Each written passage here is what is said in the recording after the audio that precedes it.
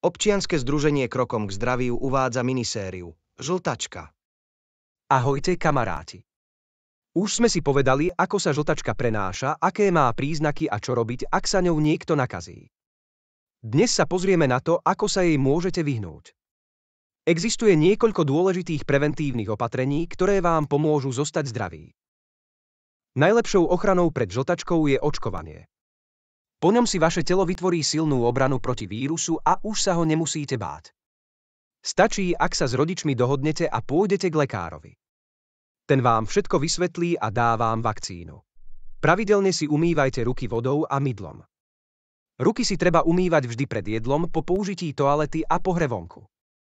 Jedzte iba čisté, umyté potraviny a pite bezpečnú vodu. Dôležité je umyť najmä ovocie a zeleninu. Udržiavajte čistotu vo svojej izbe, v kuchyni aj v kúpeľni. Vírus nemá rád poriadok.